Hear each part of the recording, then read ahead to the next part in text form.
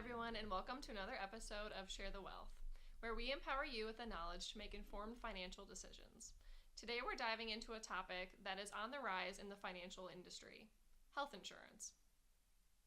But before we get started, let me read our disclaimer. This podcast is being recorded on November 8th, 2024.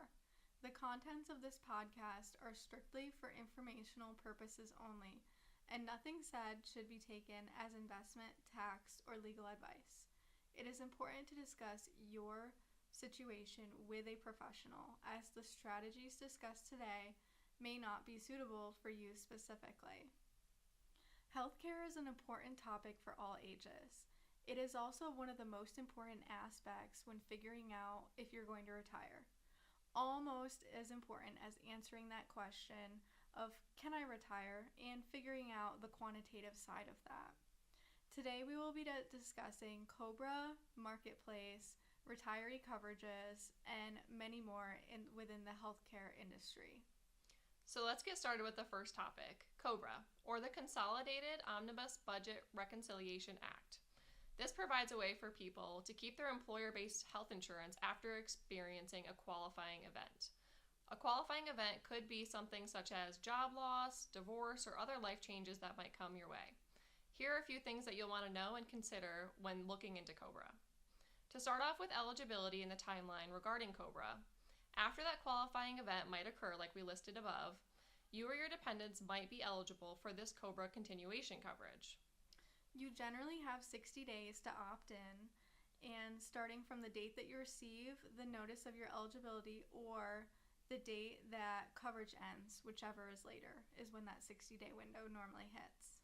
COBRA will allow you to stay on the plan for up to 18 to 36 months, depending on the situation. In the case of divorce, coverage is usually available for up to those 36 months.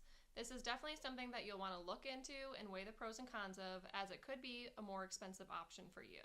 That's why we have a couple other that we're going to discuss as well.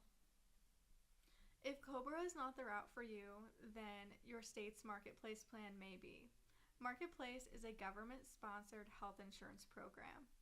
This can vary state by state with what coverages and plans are offered. For example, in New York State, HMO and EPO plans are provided. However, PPO plans are not, which is the best coverage. Other states like Pennsylvania and Florida have PPOs. It is best to look online and look this up to check to see which state that you live in has the best coverage. When it comes to marketplace plans during open enrollment period, this varies and can be between November and January.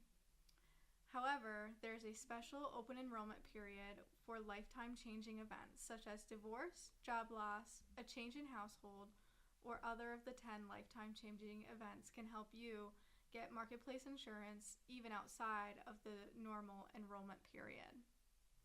When it comes to premiums, this is based on your adjusted gross income of the previous year. It is important to discuss this with your financial advisor, as cost benefit is super crucial here. You want to make sure that you're not overpaying these premiums for coverage that isn't really helping you in the long term.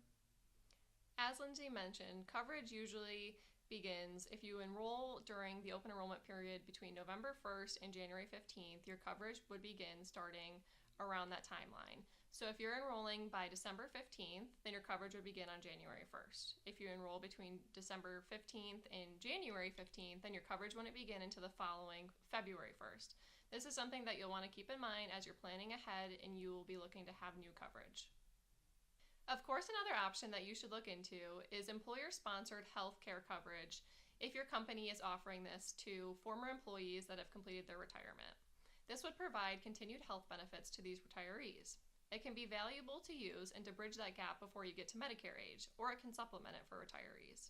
Here's a look at the basics and what you should consider if you're looking at this route. Employers typically offer retiree health benefits with certain eligibility requirements. This is normally number of years of service and age. What's so great about this is sometimes this benefit extends to dependents and spouses. There's different types of coverage. Coverage varies, but generally includes medical, dental, vision, and sometimes prescription drug benefits. These are all things that you would want to check into with your employer to discuss the specifics. These plans can change year to year, and benefits might not be as comprehensive as those offered to the active employees. These are all things that you'll want to discuss before taking these into consideration. Employers may cover a portion of the cost, but many retirees probably will pay for premiums, deductibles, and co-payments. Sometimes employers subsidize retiree coverage, but this has become less common. In other words, if you're on a plan with your current employer and you're paying a certain premium, normally the premium range when you go into the retiree coverage, it could be more, it could be less, but the coverage is usually still almost the same.